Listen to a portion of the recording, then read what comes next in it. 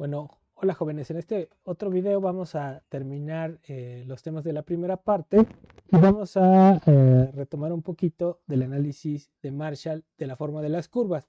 Entonces, recuerden que Marshall pone el ejemplo del pescado, ¿no?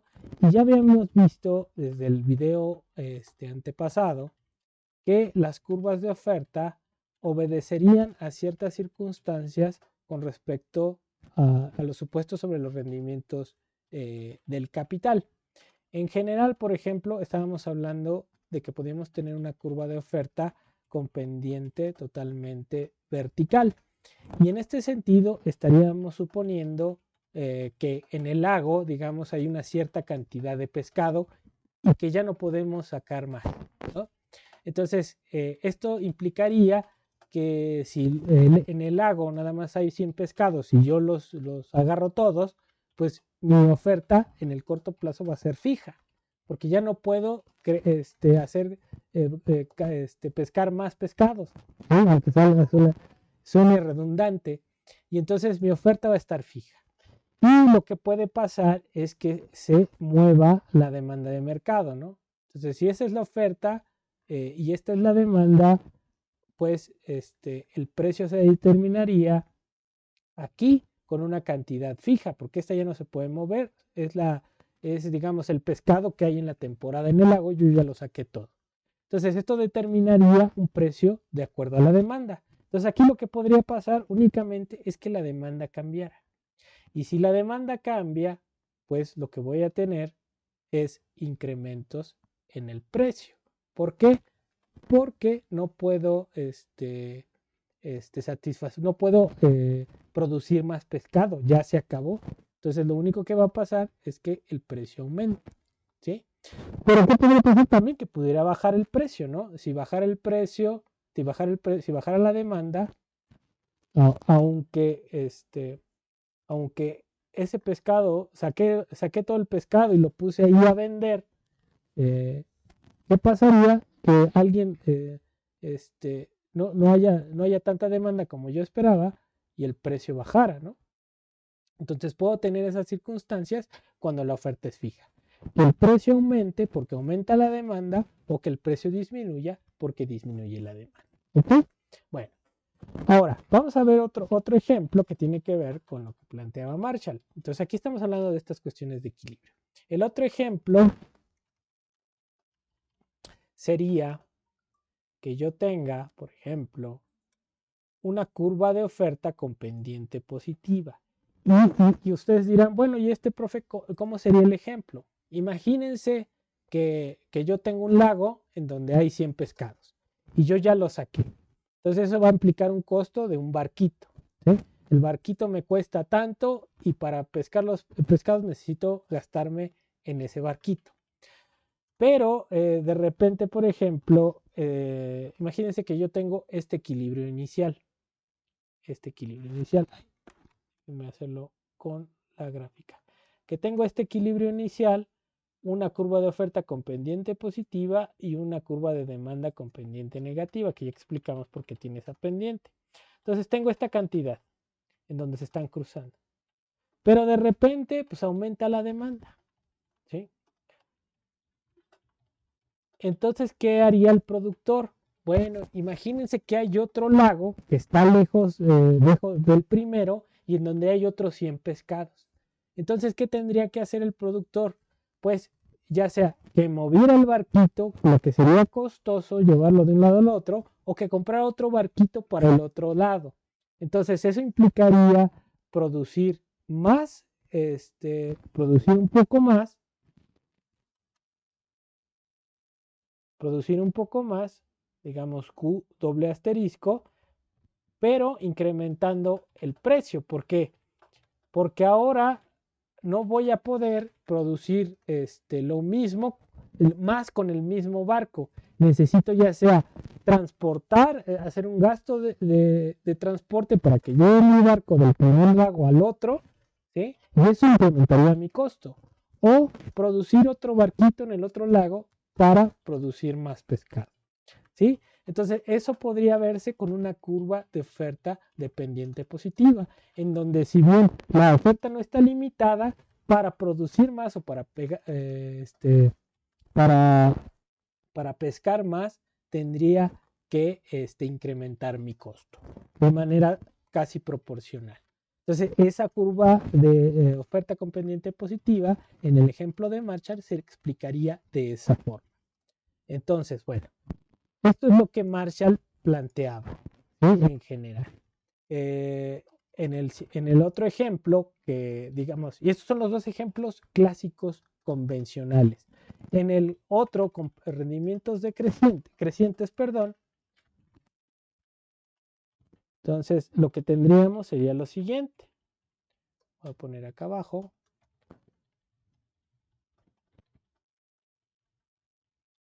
Aquí lo voy a poner. Entonces, aquí está. El otro caso sería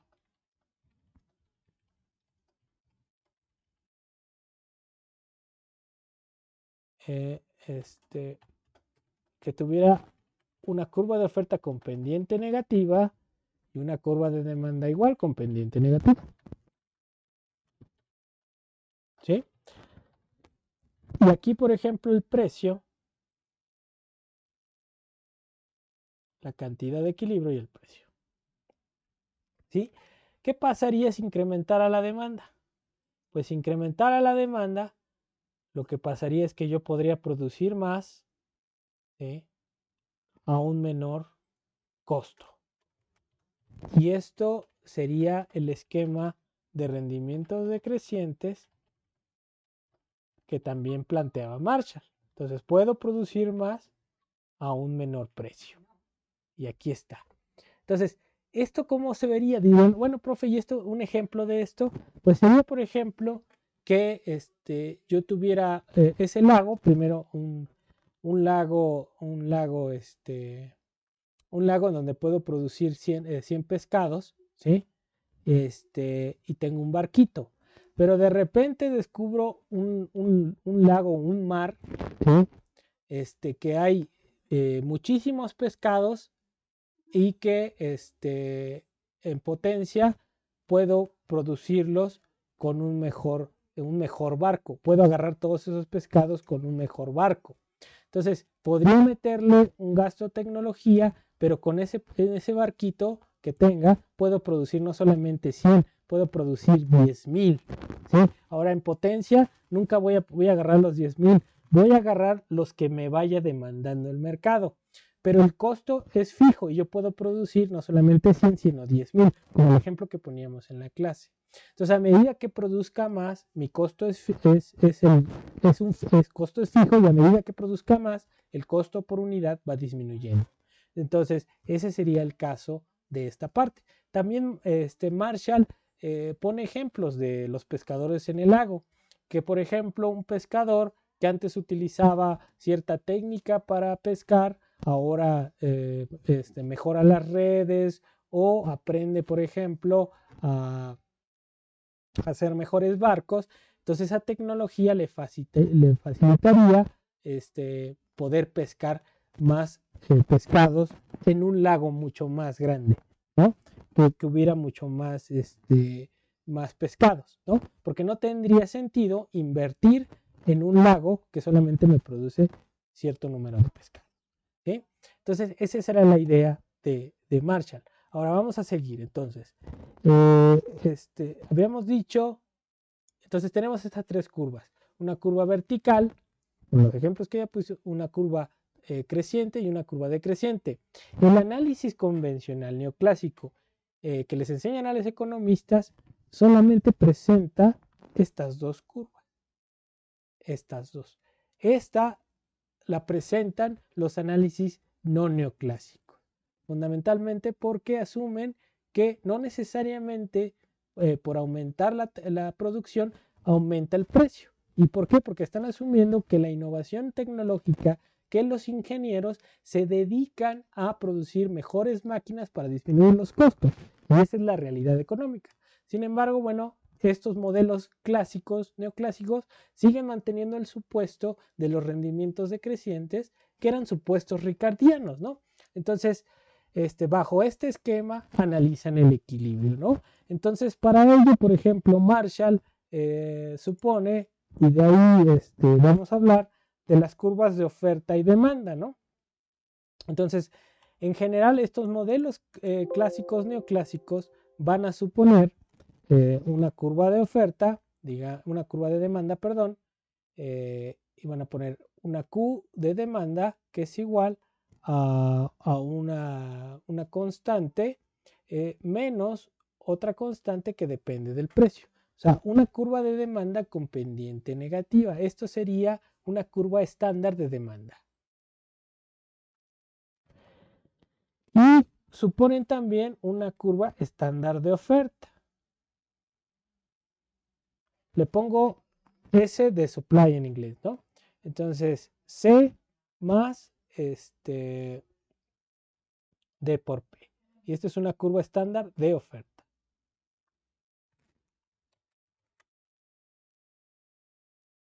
¿Sí? Entonces, bajo este análisis, digamos, si tengo una curva de demanda con pendiente negativa y una curva de oferta con pendiente positiva, pues voy a encontrar en general el precio de equilibrio en este esquema convencional. Entonces vamos a hacer un ejemplo numérico para que les quede claro. Y esto sería, por ejemplo, lo que hace Marshall. El Marshall lo que trata de encontrar es aquel precio que en una determinada industria, por ejemplo, el mercado del pescado, hace que la oferta y la demanda coincidan. ¿Sí? Entonces, vamos a suponer un ejemplo, ¿no? Entonces, vamos a tener una curva de demanda que es igual, por ejemplo, a 100 menos, menos 2P. ¿Sí? Esta es una curva de demanda convencional. Y vamos a suponer una curva de oferta. Vamos a poner aquí una curva de oferta que sea igual a, por ejemplo, a menos 5 más, más 3P. ¿Sí? Entonces, en el análisis de Marshall, bueno, la idea es encontrar el precio que iguala tanto oferta y demanda.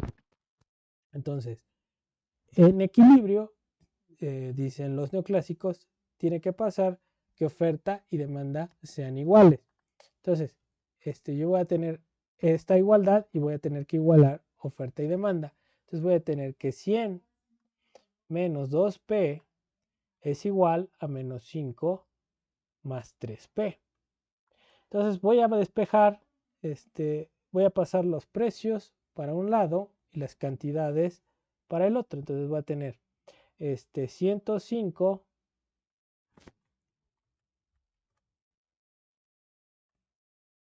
100 más 5, porque este está restando, pasa sumando. Y del otro lado voy a tener 3P, este está restando, pasa sumando, más 2P. Y entonces lo que voy a tener es lo siguiente. Voy a tener 105 es igual a 5P. Y entonces este está multiplicando, pasa dividiendo. Entonces P va a ser igual a 105 entre 5. Que sería igual a ¿cuánto? 105 entre 5 es igual a 21. Entonces el precio de equilibrio sería 21. ¿Sí? Y si se dan cuenta, a este precio, oferta y demanda son iguales. Yo con el precio de 21, si lo sustituyo aquí o acá, me tiene que dar lo mismo. Entonces vamos a sustituirlo aquí primero y luego acá. Entonces voy a tener QD es igual a 100 menos 2 por 21, que fue el resultado del precio. Y esto va a ser igual a que sería 100 menos 42. ¿Sí? 100 menos 42 es igual a, serían 38, ¿no? a 38, 58. ¿Sí? Y entonces la cantidad es 100 menos 42 y es igual a 58, ¿no? Y tiene que ser lo mismo para el otro caso. Vamos a ponerlo acá en QS. En QS es igual a menos 5 más 3 por 21. Y esto sería igual a ¿qué? A menos 5 más 3 por 21 son 42, serían 63. 63 menos 5 y ya sería el resultado. Y es igual a 58. Entonces, en ese precio, con ese precio, se iguala la oferta y la demanda. Y en ese sentido se tiene que entender el concepto de vaciamiento del mercado.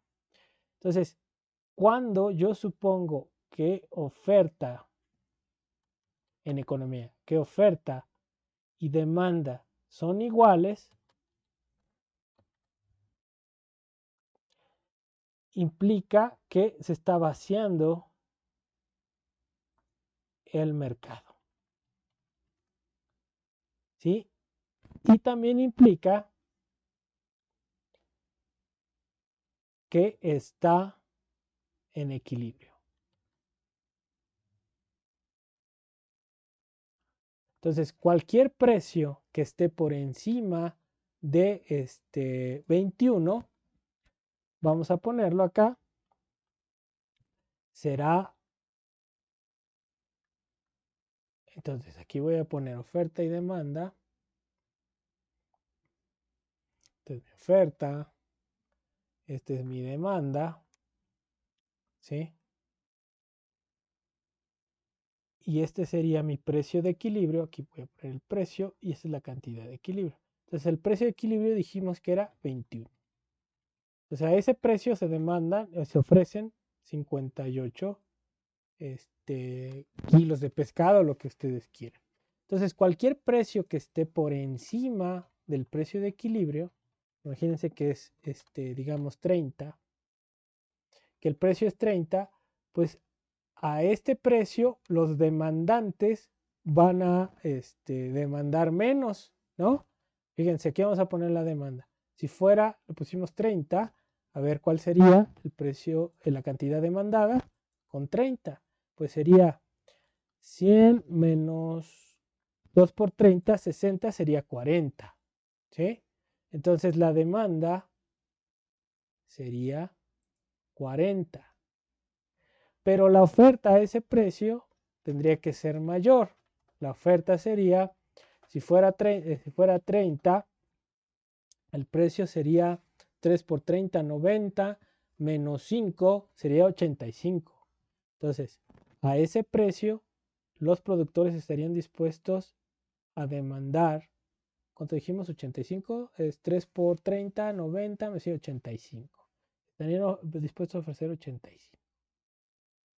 Entonces, como a este precio los productores desearían vender 85, pero los demandantes son 40, pues lo que tendría que pasar es que tendría que bajar el precio. Los oferentes, como ven que nadie demanda ese precio, tendrían que empezar a bajar el precio hasta llegar a este punto de equilibrio, dadas las fuerzas del mercado, ¿no?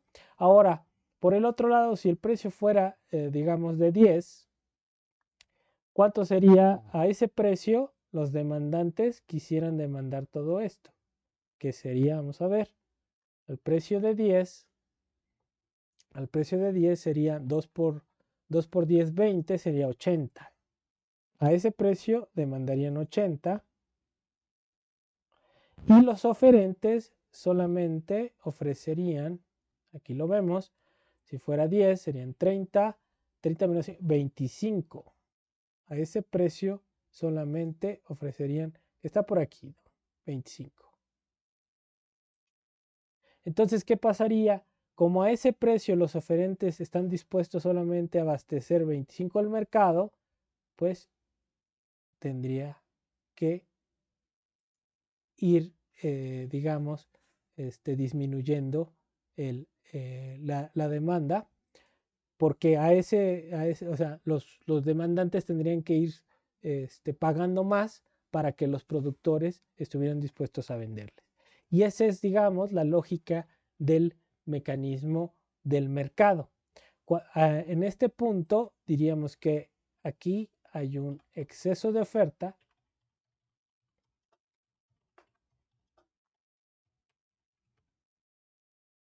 y acá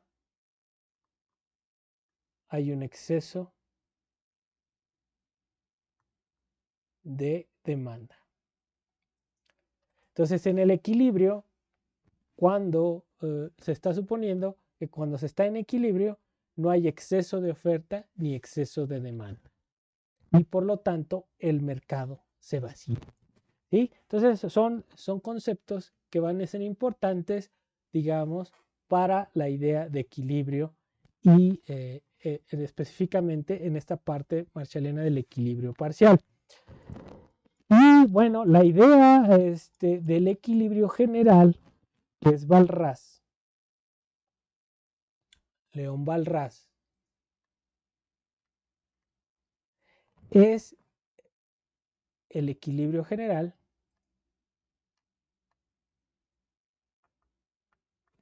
¿Y cuál es la diferencia con el análisis de Marshall? Bueno, que en el equilibrio general, Walras va a suponer que va a encontrar las condiciones para que se dé no solamente el equilibrio en una industria, sino en todas las industrias, en todos los mercados de manera simultánea.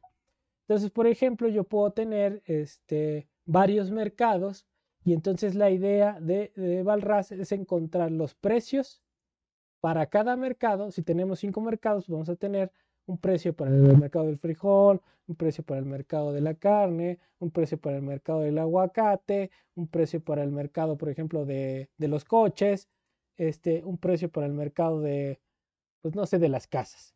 ¿Sí?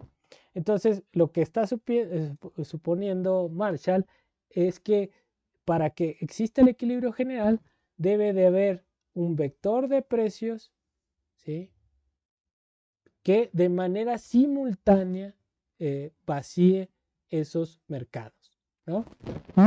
Y él reconoce que generalmente, pues este equilibrio general es difícil de que se consiga porque, porque ciertos precios pueden ser falsos. En el sentido, un precio falso sería como el 30 o el 10. Son precios falsos porque no son los precios de equilibrio. Entonces, la dificultad es encontrar los precios de equilibrio que vacían el mercado.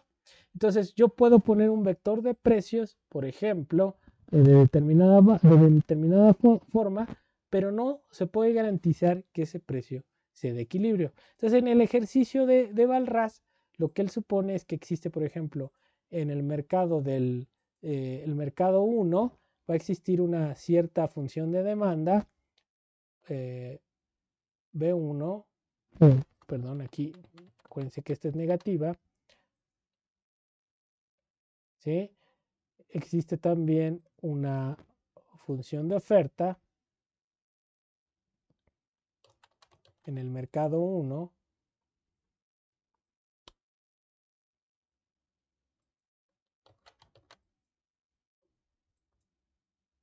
¿sí?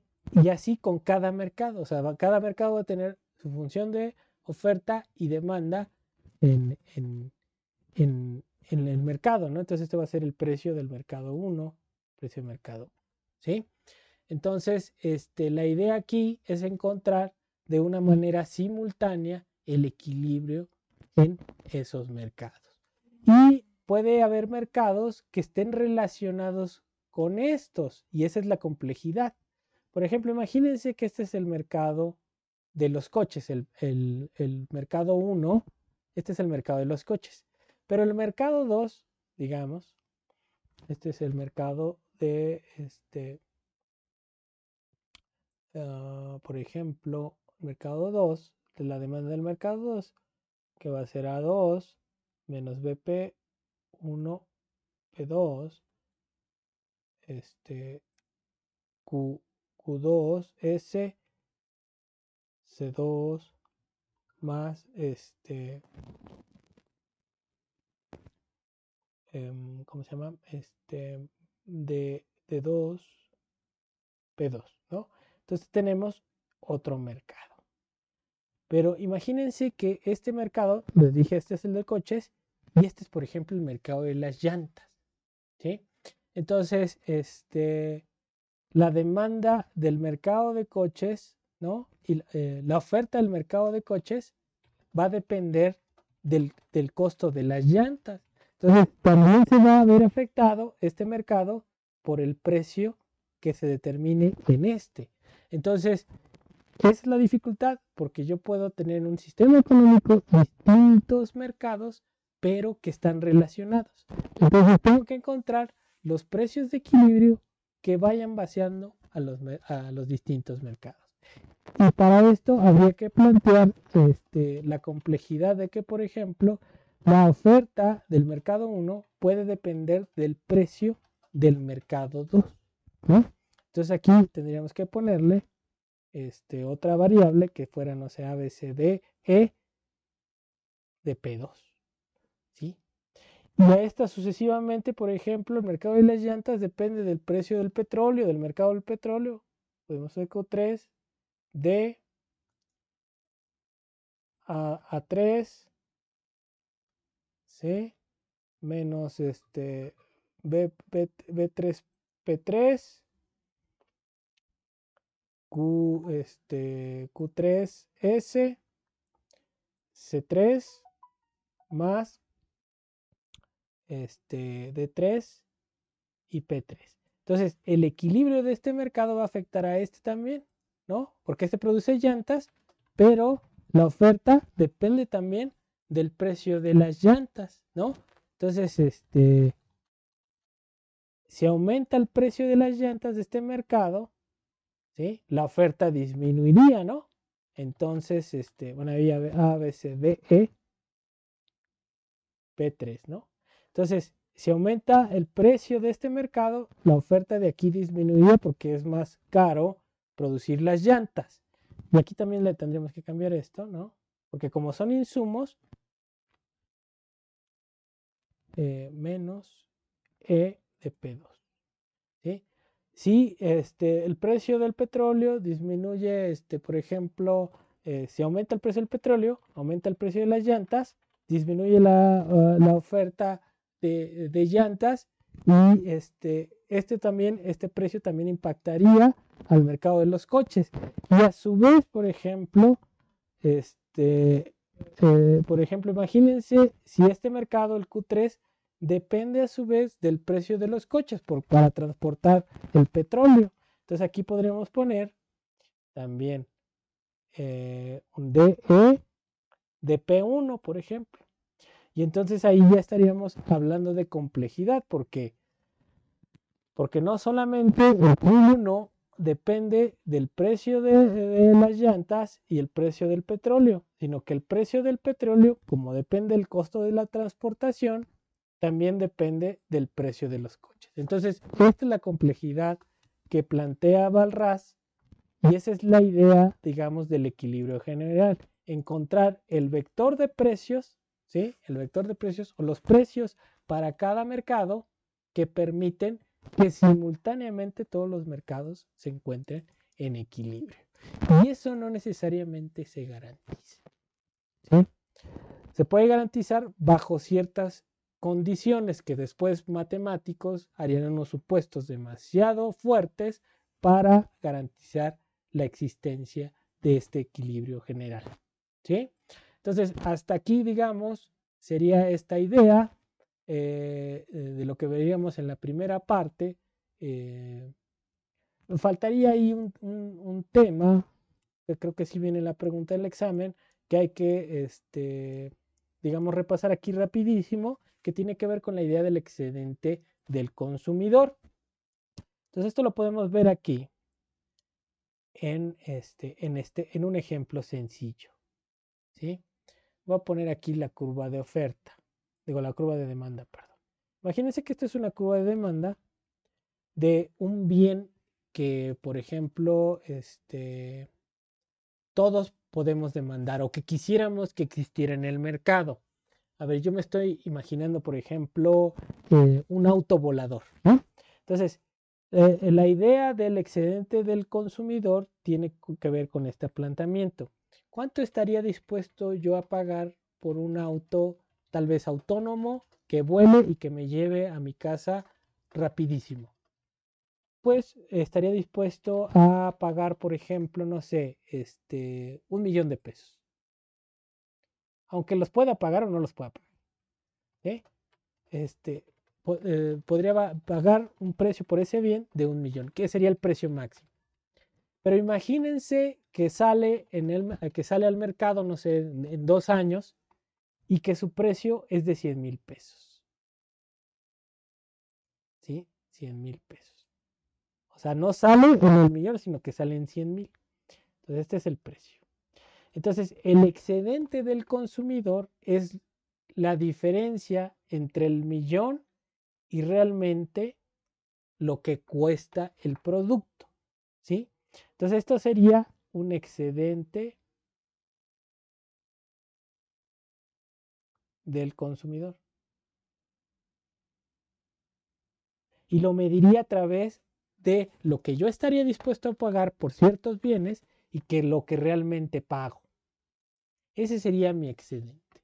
Y bueno, esos son los temas que estarían en el examen, bueno, en el cuestionario, y con estos 2 videos hemos cubierto esos temas. Entonces, chavos, vean estos videos. Si tienen alguna duda, pues nos veríamos el próximo miércoles como quedamos. Y bueno, sería todo por mi parte.